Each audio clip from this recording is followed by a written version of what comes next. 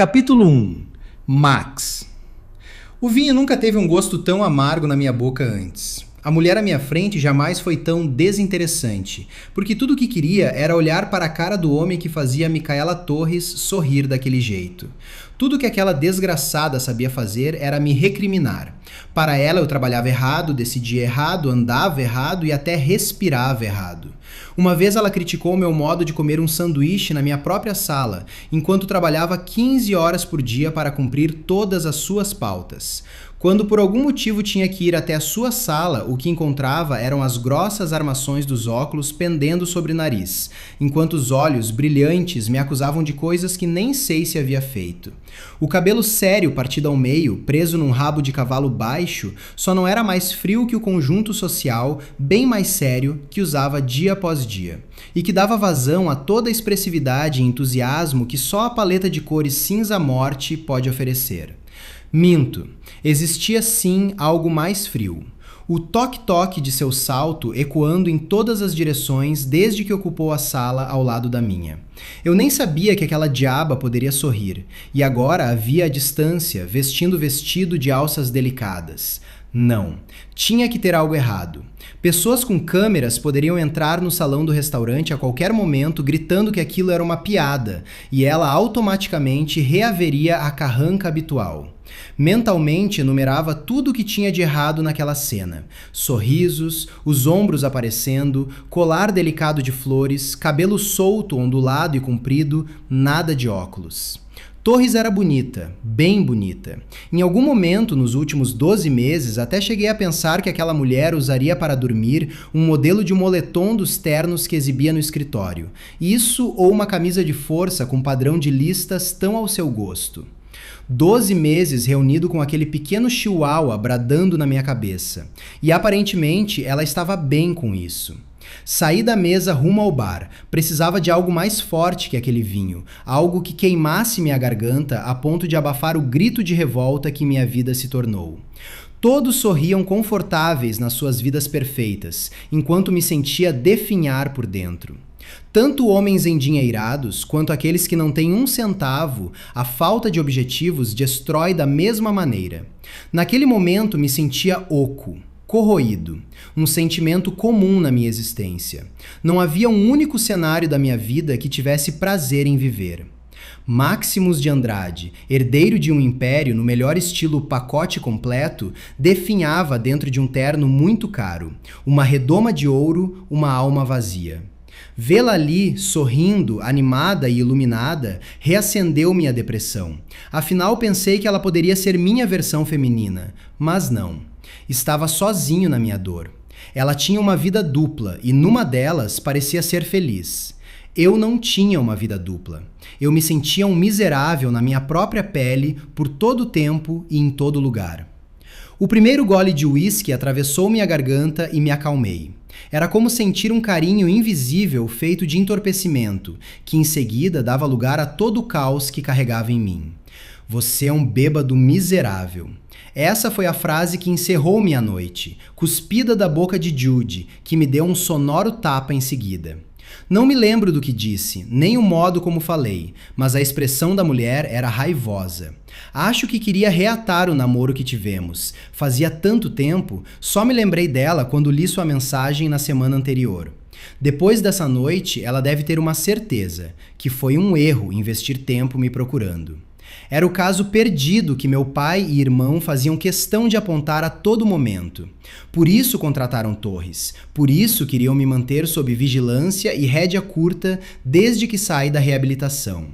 Se tinha um problema com álcool, sim, e dos grandes. Onde estivéssemos reunidos, tudo de ruim poderia acontecer. Brigas, violência, escândalos que deixavam a família bem envergonhada. Nos últimos tempos, decidiram dar um jeito em mim, e sei que ao menor sinal de fogo me tirariam de cena. Não que tivessem alguma preocupação comigo, nada disso. A real intenção era somente proteger a empresa. No meu cargo, poderia tornar as coisas uma completa bagunça caso não demonstrasse autocontrole suficiente. E o quanto estava sabendo lidar com isso? A princípio bem, mas minha focinheira em forma de mulher estava me matando. E onde houvesse estresse, sempre encontraria minha maneira de lidar com ele.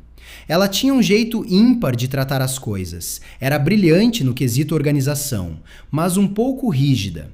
Bastante rígida. Beber escondido era um dos meus escapes, mas naquela noite, não. Foi às claras, para todo mundo ver. Quando Vitor, meu motorista, me recolheu no bar, já não tinha condições de andar, entender, me expressar, dialogar. Era um farrapo humano pesado de se carregar. Francamente, só espero que Torres não tenha me visto, porque dar munição para quem quer nos ver mortos é uma burrice sem tamanho.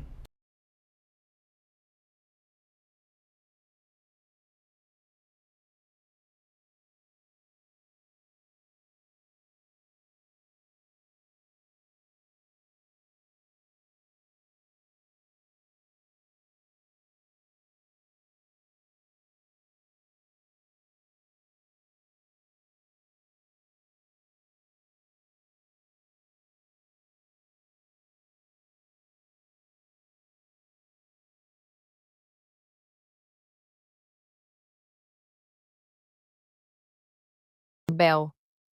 Micaela Isabel Vaz de Torres. Sentada na sala da minha advogada, refletia sobre meu nome escrito em relevo dourado no papel.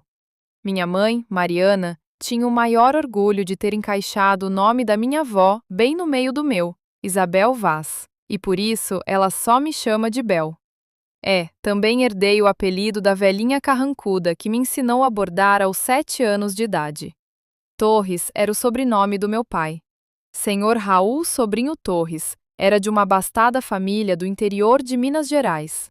Conheceu minha mãe no colégio quando tinham uns 17 anos, e daí por diante nunca mais se separaram.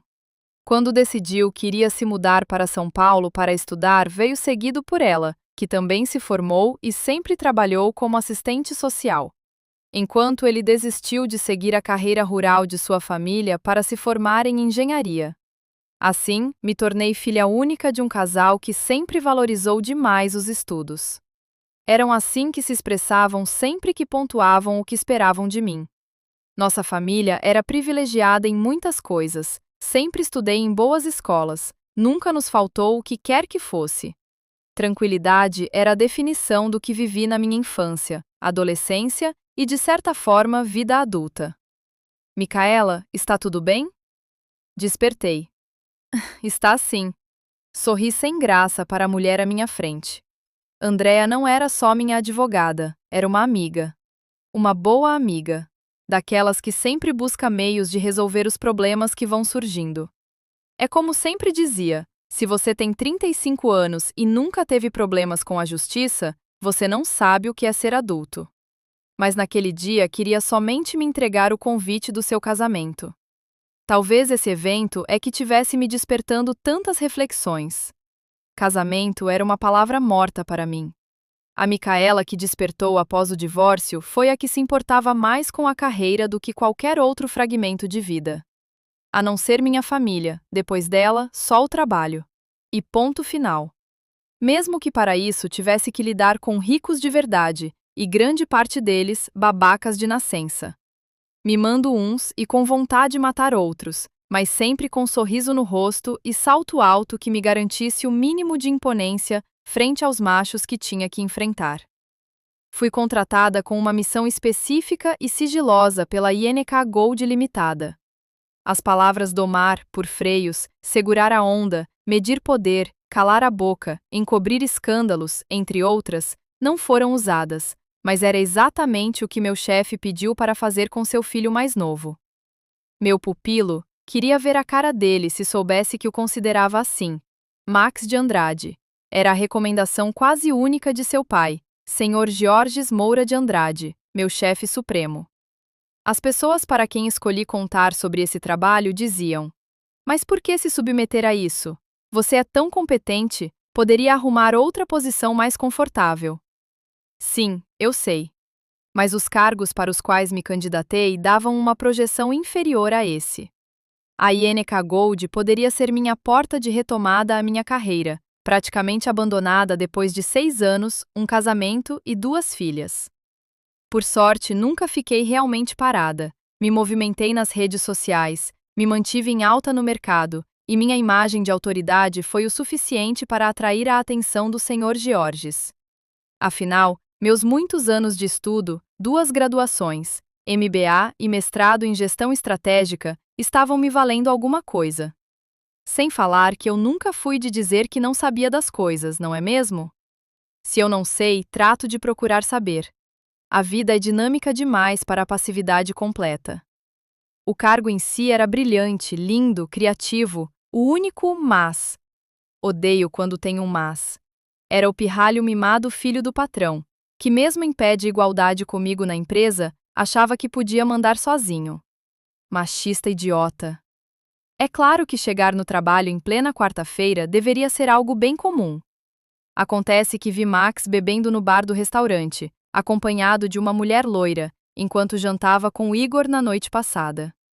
Havia uma possibilidade real de Max se atrasar para a reunião final com um grupo de fornecedores, com quem batalhávamos há meses para um formato mais assertivo de contrato e melhores preços. Se Max ficou naquele bar até altas horas, como acho que ficou, o mais certo seria começar a ligar para ele assim que entrasse na minha sala. E fiz isso. Mas como previ, 5 chamadas sem nenhuma resposta, o canalha me deixaria sozinha num dos momentos mais importantes desde que entrei na empresa. Andei de um lado para o outro na minha sala. Não era uma opção fazer aquela reunião sozinha, mas acabou se tornando. Meu nervosismo me fez roer todas as cutículas soltas nos meus dedinhos. Eunice, nossa secretária, entrou bem na hora que puxei uma com mais força, e o sangue escapuliu do meu dedo e pingou em grossa gota no meu paletó bege. Por que, Deus? Por que um dia ruim não pode concentrar suas mazelas em uma única fonte? Tem que se irradiar para outros setores e criar raízes negras e gelatinosas que cobrem tudo. Aquela roupa estava inutilizada, e com ela toda a autoconfiança que deveria ser minha principal marca naquele momento. Tirei o paletó e apoiei sobre o encosto da cadeira, ouvindo Eunice falar que ligou para o motorista do Max, mas também não teve nenhuma resposta. Em seguida, a mulher delicada e baixinha, mesmo com saltos, veio para o outro lado da mesa, pegou minha mão e pressionou meu dedinho com guardanapos de papel que retirou da primeira gaveta. Coisa que nem me lembrava de ter ali. Bel, você consegue fazer isso sozinha. Não precisa do Max para ir lá e colocar cada um deles em seus devidos lugares. Sorri para minha amiga, com uma expressão realmente feliz por tê-la ali. Eunice tinha razão, conseguiria. Poderia facilmente fazer tudo aquilo funcionar sem aquele traste.